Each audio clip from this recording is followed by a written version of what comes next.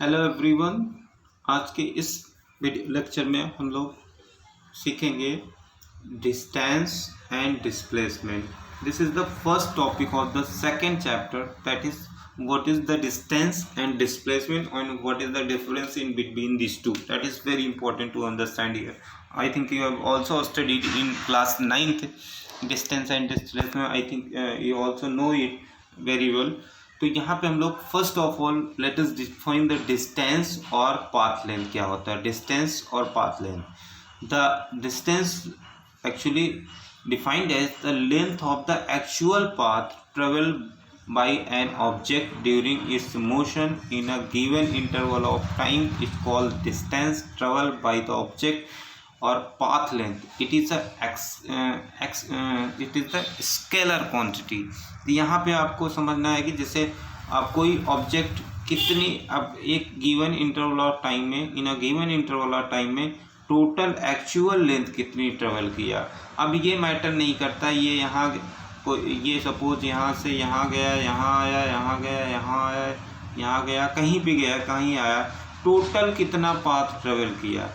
तो इसी को हम बोलते, ये तो आपका हो गया यहाँ से यहाँ तक की सीधी मीन्स ये शॉर्टेस्ट लेंथ हो गई।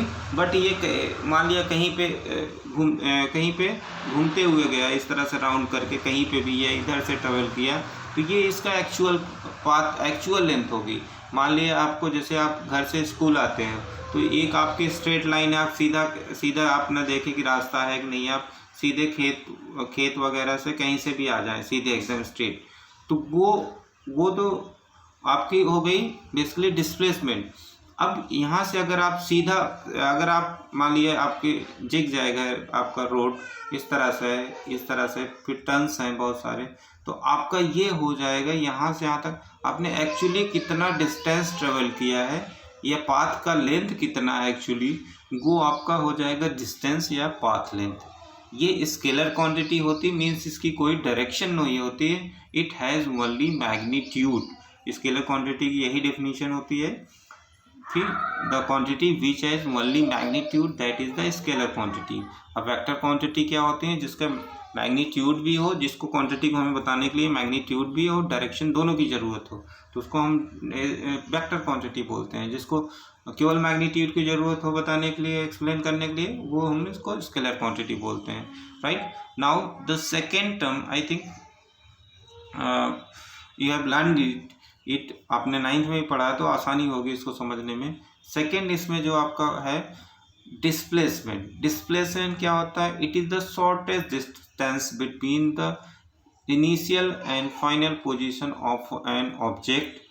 ये क्या होता है? शॉर्टेस्ट डिस्टेंस होती है या शॉर्टेस्ट लेंथ होती है between the initial and final position of the object. जैसे आप अभी यहाँ पे स्कूल में या घर पे हैं, अभी आप अपने होम पे हैं, ठीक है, फिर आपको स्कूल आना है, ठीक है, तो आप इधर से आए, यहाँ पे आए, फिर ये टर्न लिए, फिर ये टर्न लिए, फिर ये टर्न करके ऐसे पहुँचे, ठीक है। तो ये आपने जो एक्चुअल में जो डिस्टेंस कवर किया है ये आपका क्या हो गया बेसिकली? ये क्या बता रहा है?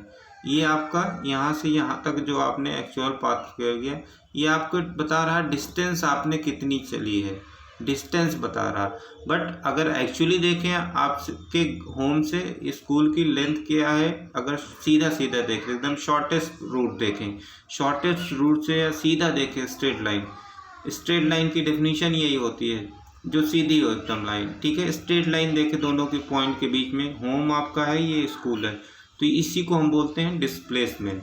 तो आपका नेट डिस्प्लेसमेंट यहाँ से शॉर्टेस्ट डिस्टेंस बताएगा और ये एक्चुअली जितना आपने बाय रोड कवर किया है वो आपके लेंथ, पाथ लेंथ या डिस्टेंस कितना ट्रेवल किया है।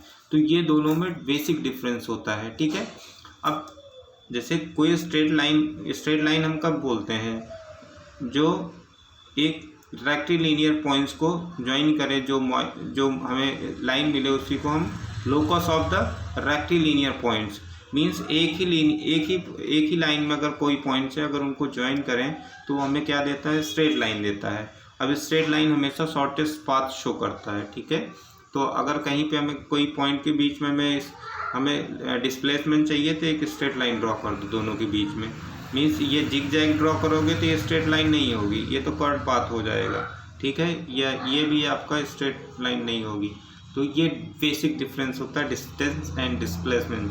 And here it is a vector quantity, note it here, it is a vector quantity. Displacement vector quantity होती है, डिस्टेंस क्या होती है, स्केलर क्वांटिटी होती है। ये चीज़ यहाँ पे दोनों में डिफरेंस है, वेरी बेसिक डिफरेंस यहाँ पे है वेक्टर एंड स्केलर का। आपका डिस्टेंस या लेंथ क्या हो जाए, डिस्टेंस या पाथ लेंथ क्या हो जाएगा, वो स्केलर क्वांटिटी हो जाएगा, जबकि डिस्प्लेसमेंट क्या हो जाएगा, वेक्टर क्वांटिटी होता है। डिस्प्लेसमेंट क्या शो करता है, shortest distance between the initial and final position of the object. ठीक है, ये इनिशियल एंड फाइनल पोजीशन पे डिपेंड करती है, जबकि डिस्टेंस या पाथ लेंथ उसके इनिशियल एंड फाइनल पोजीशन से मतलब नहीं है, वो कितना टोटल डिस्टेंस कवर किया ये बताता है, राइट। ओके, नाउ कुछ यहाँ पे इम्पॉर्टेंट फैक्ट्स हैं रिगार्डिंग डिस्टेंस एंड डिस्प्लेसमेंट, जो कि आपको नोट करना है और इसको लर्न करना कि इन मेमोरी क्या क्या बेसिक क्या क्या है यहाँ पे कॉन्सेप्ट, वो चीज़ हम यहाँ पे समझते हैं कि जो हमें कि याद रखना है basic concept. First point, displacement में बी पॉजिटिव। डिस्प्लेसमेंट पॉजिटिव भी हो सकता है, नेगेटिव भी हो सकता है, ज़ीरो भी हो सकता है, but distance is always positive, right. तो अब देखो नेगेटिव ज़ीरो कब होता है, वो चीज़ हम यहाँ पे डिस्कस किए। जैसे आपने यहाँ से मान लिया, यहाँ से अपना ये आपका कोऑर्डिनेट में चल रहे एक्स के डायरेक्शन, एक्स के अलॉन्ग आप यहाँ पे गए, मान लिया यहाँ से आपने x1 से स्टार्ट किया था आपने जर्नी, x2 पोजीशन पे गए, फिर x2 से स्टार्ट किया, फिर आपने यहाँ पे मान लिया ये आपका x3 पॉइंट पे आ गए, ठीक है, x3 पे पॉइंट पे आ गए। अब यहाँ पे अब जो डिस्प्लेसमेंट आप निकालोगे ये आएगा डिस्प्लेसमेंट। अब डिस्प्लेसमेंट क्या होगा, x3 final position minus x1। अब x3 x1 से कम है, x1 से कम है उसकी वैल्यू, तो यहाँ पे डिस्प्लेसमेंट क्या आ जाएगा, निगेटिव आ जाएगा, ठीक है। इसी को हम बोलते हैं निगेटिव डिस्प्लेसमेंट, मीन्स इनिशियली जहाँ थे उसके पीछे चले गए आप, तो इसको हम बोलेंगे निगेटिव डिस्प्लेसमेंट। पॉजिटिव तो आप समझ रहे हैं, अगर यहाँ से यहाँ तक निकालते ये पॉजिटिव डिस्प्लेसमेंट, बट जितना गए थे उससे पीछे, उससे ज़्यादा पीछे लौट गए तो आप निगेटिव में चले गए, तो इसी को बोलते हैं निगेटिव। अब ज़ीरो कब होता है डिस्प्लेसमेंट, जैसे आप घर से चलते हो, you started your journey from your home, आप घर से चले, स्कूल गए, स्कूल से फिर घर पे आ गए, तो आपका नेट डिस्प्लेसमेंट क्या हो गया, नेट डिस्प्लेसमेंट यहाँ पे या डिस्प्लेसमेंट क्या हो गया, ज़ीरो हो गया। मीन्स यहाँ पे आपका जहाँ से initial and final position same हो गया, जितने गए थे उतने वापस आ गए, means initial final position are same, so हम बोल सकते हैं डिस्प्लेसमेंट यहाँ पे ज़ीरो ज़ीरो हो गया। बट आपने डिस्टेंस यहाँ पे कवर की है, ध्यान रखना, डिस्टेंस हमेशा आपको, तो डिस्टेंस हमेशा आपका क्या होता है, पॉजिटिव होता है, जबकि डिस्प्लेसमेंट पॉजिटिव, निगेटिव या ज़ीरो, तीनों में से कुछ भी हो सकता है, ठीक है। अब देखो second point, displacement is not affected by the shift of the coordinate axis. Displacement आपको कोऑर्डिनेट एक्सिस चेंज करने पे या शिफ्ट करने पे आपका डिस्टेंस, आपका डिस्प्लेसमेंट वही रहेगा। आप रेफरेंस कहीं से भी ले, जैसे ये एक्स कोऑर्डिनेट है, यहाँ पे आप ऑब्जेक्ट देख रहे हो, तो यहाँ से आपका ऑब्जेक्ट यहाँ पे गया है, ए से ये बी मूव किया है, ठीक है। अब ये डिस्प्लेसमेंट वही रहेगा, चाहे कोऑर्डिनेट एक्सिस आप यहाँ पे लो या यहाँ पे लो, तो ये दोनों के बीच की डिस्टेंस वही रहनी है, ठीक है, तो ये इफेक्ट नहीं होता है। नेक्स्ट पॉइंट है थर्ड पॉइंट,